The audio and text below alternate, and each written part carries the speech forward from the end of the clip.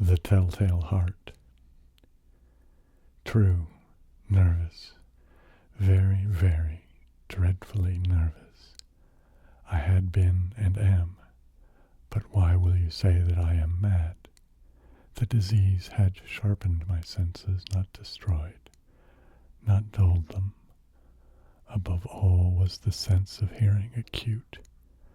I heard all things in the heaven and in the earth. I heard many things in hell. How, then, am I mad? Hearken, and observe how healthily, how calmly I can tell you the whole story. It is impossible to say how first the idea entered my brain, but once conceived, it haunted me day and night. Object there was none. Passion there was none. I loved the old man. He had never wronged me. He had never given me insult. For his gold I had no desire. I think it was his eyes. Yes, it was this. He had the eye of a vulture, a pale blue eye, with a film over it. Whenever it fell upon me, my blood ran cold. And so by degrees, very gradually, I made up my mind to take the life of the old man, and thus rid myself of the eye forever. Now this is the point. You fancy me mad. Madmen know nothing. But you should have seen me. You should have seen how wisely I proceeded, with what caution, with what foresight, with what dissimulation I went to work. I was never kinder to the old man than during the whole week before I killed him. And every night, about midnight, I turned the latch of his door and opened it, oh, so gently. And then, when I had made an opening sufficient for my head, I put in a dark lantern, all closed, that no light shone out, and then I thrust in my head. Oh, you would have laughed to see how cunningly I thrust it in. I moved it in slowly, very, very slowly, so that I might not disturb the old man's sleep. It took me an hour to place my whole head within the opening so far that I could see him as he lay upon his bed. Ha! Would a madman have been so wise as this? And then, when my head was well in the room, I undid the lantern cautiously, oh, so cautiously, for the hinges creaked. I undid it just so much that a single thin ray fell upon the vulture eye, and this I did for 7 long nights, every night just at midnight. But I found the eye always closed, and so it was impossible to do the work, for it was not the old man that vexed me, but his evil eye. And every morning, when the day broke, I went boldly into the chamber and spoke courageously to him, calling him by name in a hearty tone, and inquiring how he had passed the night. So you see, he would have been a very profound old man indeed to suspect that every night, just at 12, I looked in upon him while he slept. Upon the 8th night, I was more than usually cautious in opening the door. A watch's minute hand moves more quickly than did mine. Never before that night had I felt the extent of my own powers, of the sagacity. I could scarcely contain my feelings of triumph. To think that I was opening the door little by little, and he not even to dream of my secret deeds or thoughts. I fairly chuckled at the idea, and perhaps he heard me, for he moved on the bed suddenly, as if startled. Now you may think that I drew back, but no. His room was as black as pitch, and with a thick darkness, for the shutters were close fastened through fear of robbers, and so I knew that he could not see the opening of the door, and I kept pushing on steadily, steadily. I had my head in and was about to open the lantern when my thumb slipped upon the tin fastening, and the old man sprang up in bed crying out, "Who's there?" I kept quiet still and said nothing. For a whole hour I did not move a muscle, and in the meantime I did not hear him lie down. He was still, sitting up in the bed listening, just as I have done night after night, hearkening to the death watches in the wall. Presently I heard a slight groan, and I knew it was the groan of mortal terror. It was not a groan of pain or of grief, oh no. It was the low, stifled sound that arises from the bottom of the soul when overcharged with awe. I knew the sound well.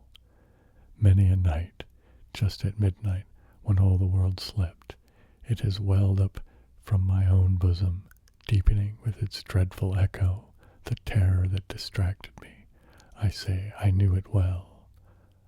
I knew what the old man felt and pitied him.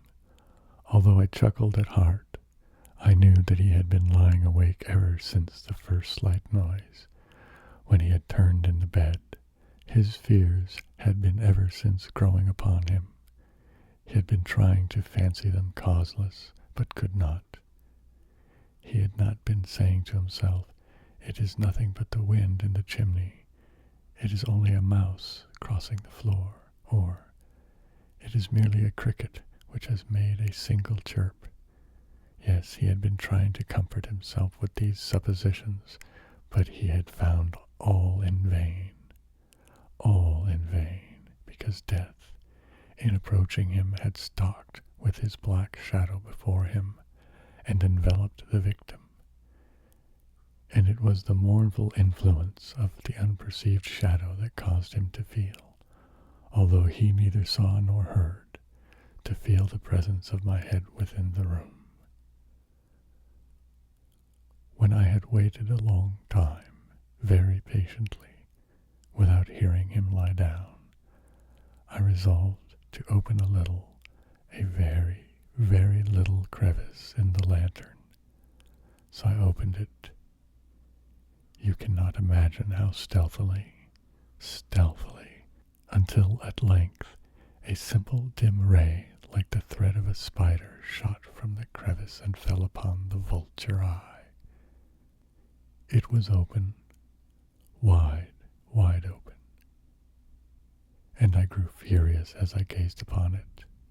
I saw it with perfect distinctness, all a dull blue with a hideous veil over it that chilled the very marrow in my bones.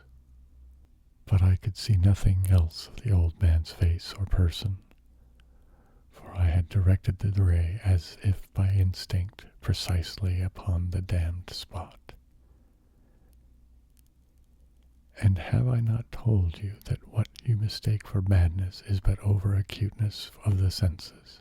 Now, I say, there came to my ears a low, dull, quick sound, such as a watch makes when enveloped in cotton.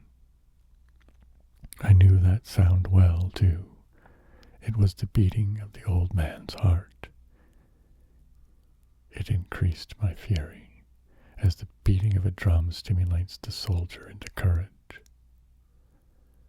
But even yet, I refrained and kept still. I scarcely breathed. I held the lantern motionless. I tried how steadily I could maintain the ray upon the eye. Meantime, the hellish tattoo of the heart increased. It grew quicker and quicker and louder every instant. The old man's terror must have been extreme. It grew louder, I say, louder every moment. Do you mark me well? I have told you that I am nervous, and so I am. And now, at the dead hour of the night, amid the dreadful silence of that old house, so strange a noise as this excited me to uncontrollable terror. Yet for some minutes longer I refrained and stood still, but the beating grew louder, louder.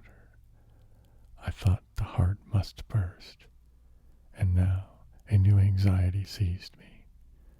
The sound would be heard by a neighbor. The old man's hour had come. With a loud yell, I threw open the lantern and leapt into the room. He shrieked once only. In an instant, I dragged him to the floor and pulled the heavy bed over him. I then smiled gaily to find the deed so far done, but for many minutes the heart beat on with a muffled sound. This, however, did not vex me. It would not be heard through the wall. At length it ceased. The old man was dead. I removed the bed and examined the corpse. Yes, he was stone dead. I placed my hand upon the heart and held it there many minutes. There was no pulsation. He was stone dead. His eye would trouble me no more. If still you think me mad, you will think so no longer when I describe the wise precautions I took for the concealment of the body. The night waned, and I worked hastily, but in silence. First of all, I dismembered the corpse. I cut off the head and the arms and the legs. I then took up 3 planks from the flooring of the chamber and deposited all between the scantlings. I then replaced the boards so cleverly, so cunningly, that no human eye, not even his, could have detected anything wrong. There was nothing to wash out, no stain of any kind, no blood spot whatever. I had been so wary for that. A tub caught all. Ha ha. When I had made an end of these labors, it was 4 o'clock, still dark as midnight. As the bell sounded the hour, there came a knocking at the street door. I went down to open it with a light heart, for what had I now to fear? There entered 3 men, who introduced themselves with perfect suavity as officers of the police. A shriek had been heard by a neighbor during the night. Suspicion of foul play had been aroused. Information had been lodged at the police office, and they, the officers, had been deputed to search the premises. I smiled, for what had I to fear? I bade the gentleman welcome. The shriek, I said, was my own in a dream. The old man I mentioned was absent in the country. I took my visitors all over the house. I bade them search well. I led them, at length, to his chamber. I showed them his treasures, secure, undisturbed in the enthusiasm of my confidence.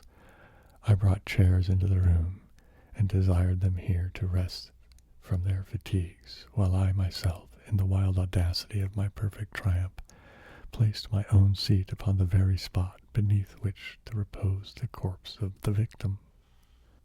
The officers were satisfied. My manner had convinced them I was singularly at ease. They sat, and while I answered cheerily, they chatted of familiar things. But ere long, I felt myself getting pale, and wished them gone. My head ached, and I fancied a ringing in my ears. But still they sat and still chatted. The ringing became more distinct. It continued and became more distinct. I talked more freely to get rid of the feeling, but it continued and gained definiteness, until, at length, I found that the noise was not within my ears. No doubt, I now grew very pale, but I talked more fluently, and with a heightened voice, yet the sound increased. And what could I do? It was a low, dull, quick sound, much such a sound as a watch makes when enveloped in cotton. I gasped for breath, and yet the officers heard it not. I talked more quickly, more vehemently, but the noise steadily increased. I arose and argued about the trifles in a high key and with violent gesticulations, but the noise steadily increased. Why would they not be gone? I paced the floor to and fro with heavy strides, as if excited to fury by the observations of the men, but the noise steadily increased. O God, what could I do? I foamed. I raved. I swore. I swung the chair upon which I had been sitting, and grated it upon the boards, but the noise arose over all and continually increased. It grew louder, louder, louder, and still the men chatted pleasantly and smiled. Was it possible they heard not? Almighty God, no, no. They heard, they suspected, they knew. They were making a mockery of my horror. This I thought, and this I think, but anything was better than the agony. Anything was more tolerable than this derision. I could bear those hypocritical smiles no longer. I felt I must scream or die. And now again, hark, louder, louder, louder, louder. Villains, I shrieked. Dissemble no more. I admit the deed. Tear up the planks. Here, here. It is the beating of his hideous heart.